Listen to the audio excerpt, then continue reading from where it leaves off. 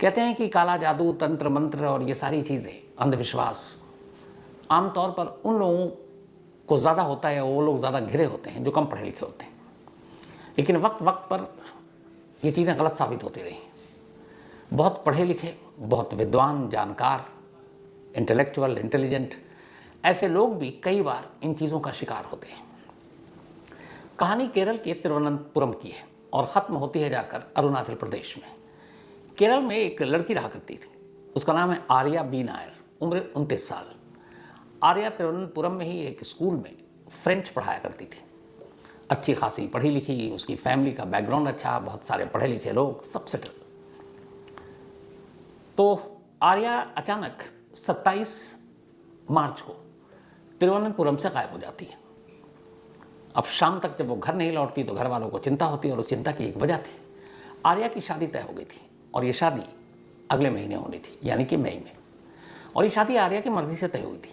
ऐसा कुछ नहीं था कि आर्या को कहीं और इश्क मोहब्बत थी, जबरन शादी करा रहे थे। सब कुछ परिवार और आर्या की सहमति और मर्जी से ये शादी तय हुई और आर्या भी खुश थी। लेकिन अचानक शादी से महीने भर पहले 27 मार्च को तिरुवनंतपुरम से आर्या गायब हो जाती है और बिना किसी वजह के। घर वालों को फिक्र होती है, उसे तमाम ढूंढते हैं, तमाम दोस्तों से पूछते हैं, पता नहीं चलता। तो फिर रात को पुलिस स्टेशन में रिपोर्ट लिखा देते हैं। अब पुलिस स्टेशन जब रिपोर्ट लिखती है तो उसके बाद आर्या के मोबाइल के ज़रिए उसके लोकेशन को ट्रेस करती है। तो पहली चीज़ जो पता चलती है वो ये कि आर्या तो तिरुवनंतपुरम में है ही नहीं, वो तो असम निकल गई है और उसका उस वक्त लास्ट लोकेशन गुवाहाटी दिखाई दे रहा था। अब घर वालों को लगा कि आर्या गुवाहाटी कैसे, अब उसके बाकी के कॉल डिटेल खंगाले गए। तो उस कॉल डिटेल में 2 नंबर और थे जो उस शाम जिससे ज़्यादा बातचीत हुई, और गुवाहाटी पहुंचने के बाद उस नंबरों से बातचीत नहीं हुई थी। वो 2 नंबर 2 लोगों के थे, हस्बैंड वाइफ के। उनमें से एक का नाम था नवीन थॉमस, उम्र 35 साल, और दूसरे का नंबर था जो देवी थॉमस। देवी नवीन की वाइफ थी।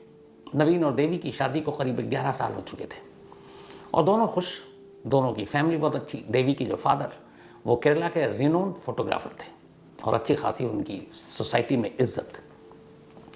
और दोनों आयुर्वेद के भी डॉक्टर। और जो देवी थी वो भी एक स्कूल में जर्मन पढ़ाया करती थी, जर्मन लैंग्वेज, उसी स्कूल में जहाँ नायर फ्रेंच पढ़ाया करती थी। और उसी स्कूल में पढ़ाने के दौरान इन दोनों की दोस्ती हुई, दोनों बहुत अच्छी सहेली बन गई और फिर एक दूसरे के घर आना जाना भी हुआ। नवीन थॉमस भी जानता था आर्या नायर को, क्योंकि उसे मालूम था उसकी वाइफ की सहेली है कि स्कूल में दोनों पढ़ाते हैं। और तीनों बेहद पढ़े लिखे तीनों वेल सेटल्ड, पैसे की कमी नहीं है, अच्छा घर, फैमिली अच्छी।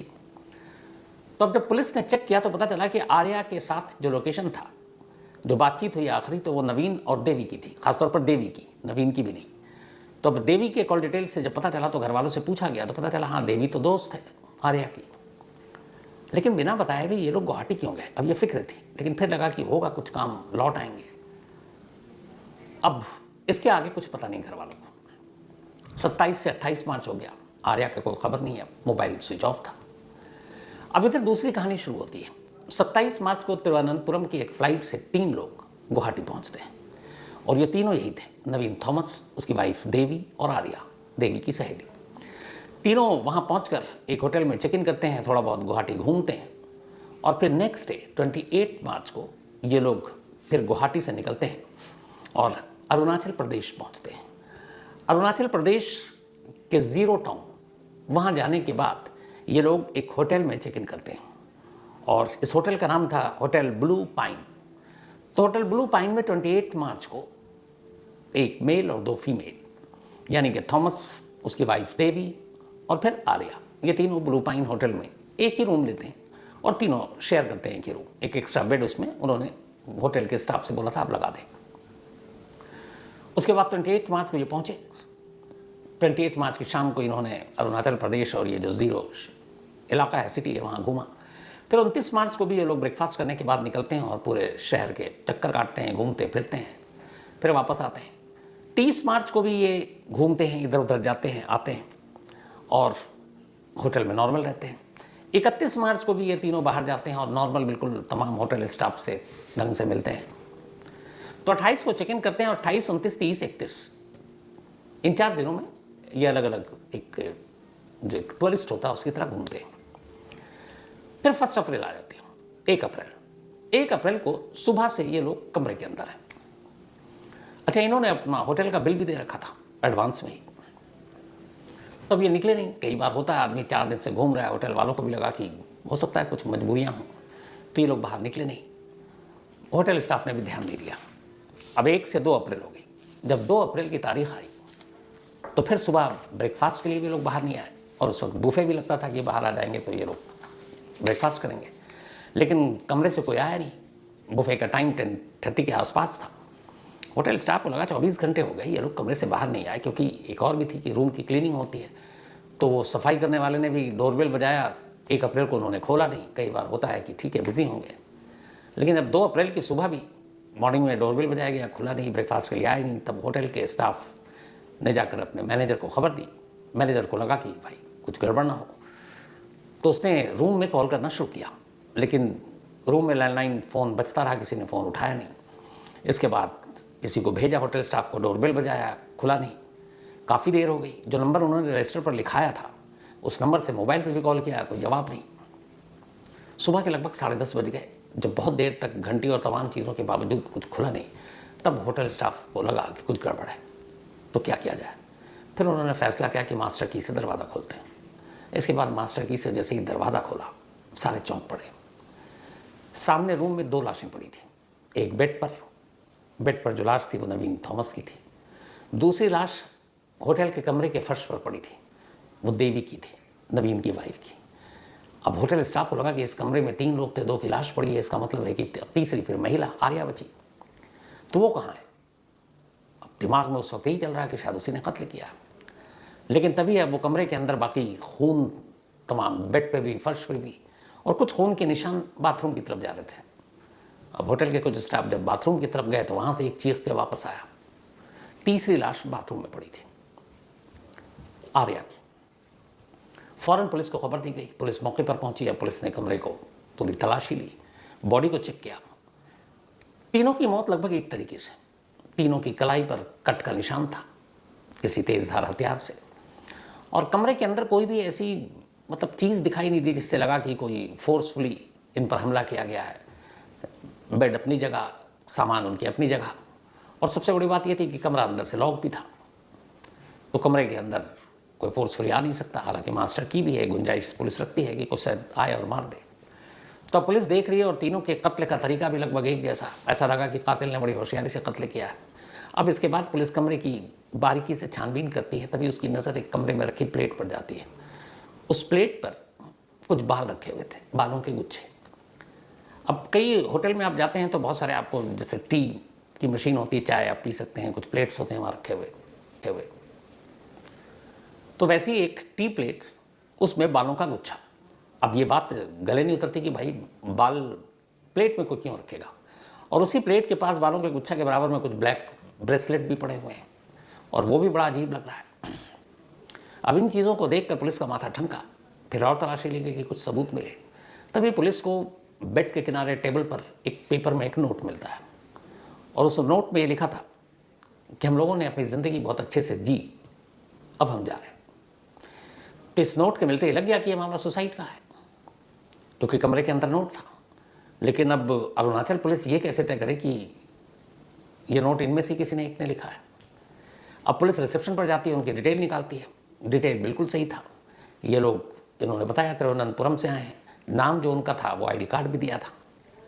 सबसे बड़ी चीज़ ये थी कि जो सुसाइड नोट 2 लाइन का लिखा था कि हम लोगों ने अपनी ज़िंदगी बहुत अच्छे से जी, अब जा रहे हैं, उसके बाद उन्होंने नीचे एक फ़ोन नंबर लिखा था, और ये फ़ोन नंबर देवी के फादर का था। वही देवी के फादर जो एक रिनोन्ड फोटोग्राफर थे। तो सुसाइड नोट के साथ वो फ़ोन नंबर, पुलिस ने फ़ौरन उस नंबर पर फ़ोन किया और पूछा, तो उन्होंने बताया कि हाँ, देवी मेरी बेटी है और नवीन मेरा दामाद, इनकी 11 साल पहले शादी हुई, लेकिन आप क्यों पूछ रहे हैं। तब पुलिस ने बताया कि ये मामला है, और एक तीसरी लाश भी मिली है जिसका नाम आर्या है। तो आप क्या जानते हैं। उन्होंने कहा आर्या को मैं जानता हूँ, मेरी बेटी की फ्रेंड है वो। अब इधर आर्या के फैमिली को भी, चूंकि केरल पुलिस ने गुमशुदगी की रिपोर्ट लिखी थी आर्या के फादर के कहने पर, तो उनके जरिए अब केरल पुलिस और आर्या के फादर को भी ये खबर दी गई। अब उन्होंने कहा गया कि आप आइए यहाँ 0 अरुणाचल प्रदेश। पुलिस ने लाश को उठाया, पोस्टमार्टम रिपोर्ट के लिए भेज दिया। सुसाइड नोट जब फैमिली वालों को दिखाया गया तो पहचान लिया कि राइटिंग जो है ये थॉमस की है। हालांकि उसके बावजूद पुलिस ने उसको फॉरेंसिक एक्सपर्ट फॉरेंसिक एग्जामिन के लिए भेज दिया।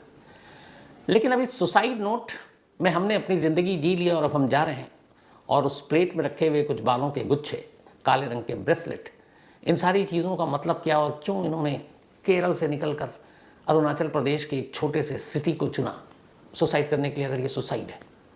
ये सवाल अरुणाचल प्रदेश पुलिस के भी मन में। फैमिली का इंतज़ार किया, फैमिली आई, फैमिली से पूछताछ हुई। इस दौरान में इन सभी के जो दोस्त थे उन लोगों से भी पूछताछ की, फ़ोन पर भी बातचीत हुई। तो जब बातचीत हुई तो पहली बार देवी के फादर ने कहा कि पिछले कुछ वक्त से मेरी बेटी और मेरा सन इन लॉ, दामाद जो है नवीन, ये लोग बड़े सोसाइटी से अलग कट कर रहते थे। दोनों आयुर्वेद के डॉक्टर थे, अच्छी खासी इनकी इनकम थी, पार्ट टाइम में ये स्कूलों में पढ़ाते थे, और बेटी भी उनकी जर्मन पढ़ाती थी। उनका जो दामाद है वो भी फ्रेंच पढ़ाया करता था एक अलग स्कूल में, और सब कुछ ठीक था। 11 साल की शादीशुदा ज़िंदगी में कभी झगड़ा नहीं, दोनों पति पत्नी में बहुत प्यार।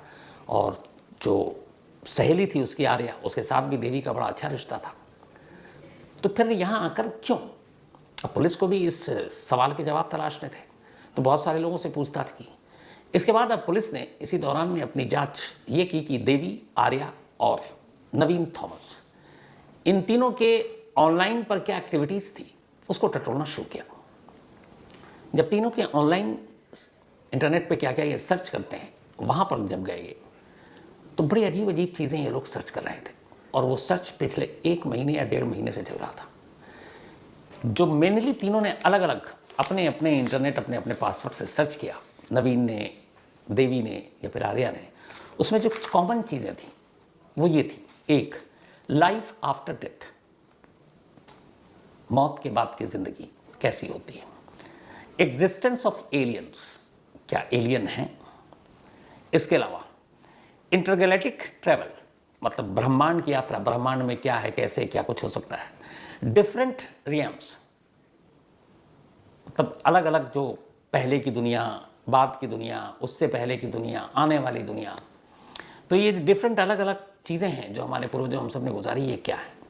तो जब ये सारे सर्च सामने आए पुलिस वालों के, और वो सुसाइड नोट कि हमने अपनी ज़िंदगी बहुत अच्छे से जी ली, अब हम जा रहे हैं, और यहाँ सर्च में इंटरनेट पे ये दिख रहा है कि लाइफ आफ्टर डेथ, इसके अलावा ब्रह्मांड की यात्रा, क्या एलियंस होते हैं, इन सारी चीज़ों को जब पुलिस ने देखा तो फिर उस सुसाइड नोट के साथ जब मिलान किया तो शुरुआत यही है कि इन तीनों ने अपनी जान दी।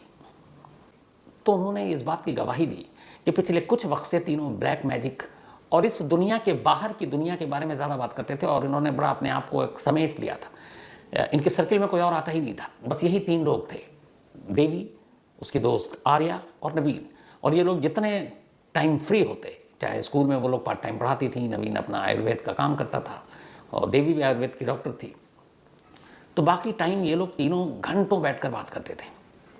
और जब इंटरनेट का ये सर्च सामने आया तो पता चला कि ये क्या सर्च करते थे। ये सर्च करते थे ज़िंदगी के बाद की मौत, मौत के बाद की ज़िंदगी, मौत के बाद की कहानी, एलियंस की मौजूदगी, ब्रह्मांड का सफ़र, पूर्वजों की ज़िंदगी, पूर्वजों की मौत। और इन सारी चीज़ों में वही सवाल कि ज़िंदगी तो हम सब देख रहे हैं, ज़िंदगी के बाद की जो ज़िंदगी होती है आफ्टर डेथ, वो कैसी होती है, मौत के बाद क्या होता है, कैसे होता है, क्यों होता है। अब आप सोचिए, 3 लोग, पति पत्नी और उसकी एक दोस्त, तीनों बेहद पढ़े लिखे, फॉरेन लैंग्वेज पढ़ाने वाले, मतलब जर्मन भी वो जानते, फ्रेंच भी वो जानते, इंग्लिश भी वो जानते, लोकल लैंग्वेज भी वो जानते, आयुर्वेद के एक्सपर्ट, और ऐसे पढ़े लिखे इंटेलेक्चुअल लोग इन सवालों में उलझ गए कि इस ज़िंदगी के पार दूसरी ज़िंदगी का सच क्या है। ठीक है, ऐसे बहुत सारे सवाल मन में होते हैं जिनके जवाब तलाशने चाहिए, लेकिन उन सवालों के जवाब को तलाशने के लिए आपकी ज़िंदगी खुद सवाल बन जाए और आप ये कदम उठाएं, इसका क्या मतलब है। अरुणाचल प्रदेश पुलिस का मानना है कि ये सारे जो सबूत आए उसके बाद उनके जो उन्होंने कहा है वो यही है कि शायद ये सभी यहाँ इसीलिए आए थे कि 3-4-5 दिन पहले ज़िंदगी को एंजॉय करेंगे, और उसके बाद ज़िंदगी के बाद की ज़िंदगी यानी आफ्टर डेथ क्या होता है उसका एक्सपीरियंस लेंगे, और उस एक्सपीरियंस को लेने के लिए ज़रूरी है कि पहले तीनों मरे, और वही हुआ। इससे पहले भी इस तरह की कई कहानियाँ आपको सुनाया हूँ, लेकिन यहीं पे एक मिथ टूटता है कि बहुत सारे लोग अंधविश्वास फैलाते हैं, बहुत सारे तंत्र मंत्र ओझा ये सारी चीज़ें छोटी छोटी जगहों पर होती हैं, लेकिन तिरुवनंतपुरम की एक तीन लोग वहाँ से एक लंबा सफ़र, गुवाहाटी से अरुणाचल, और फिर ये सारी चीज़ें। हालांकि इस सारी चीज़ें में सारे सबूत, और अरुणाचल प्रदेश पुलिस का मानना है कि कहीं इसमें फाउल प्ले नहीं है, क्योंकि सीसीटीवी कैमरे से भी ये क्लियर हो गया कि उस कमरे में कोई और गया नहीं। तो फिर वजह यही है, और सुसाइड नोट में जो लिखा और उनके जो इंटरनेट पे सर्च है। लेकिन इस सवाल का जवाब मिलना अभी बाकी है कि अगर उन्हें यही कदम उठाना था तो फिर तिरुवनंतपुरम से सैकड़ों मील या कई हज़ार किलोमीटर का सफ़र तय कर अरुणाचल प्रदेश क्यों पहुँचे? आखिर उनके इस कदम से उस शहर या उस इलाके उसका क्या रिश्ता है? क्या पता कुछ और ऐसे राज हों जो आने वाले वक्त में पता चल जाए, और अगर ऐसा होगा तो मैं आप तक ज़रूर पहुँचाऊँगा। तो ये थी आज की बेहद अजीब व गरीब कहानी।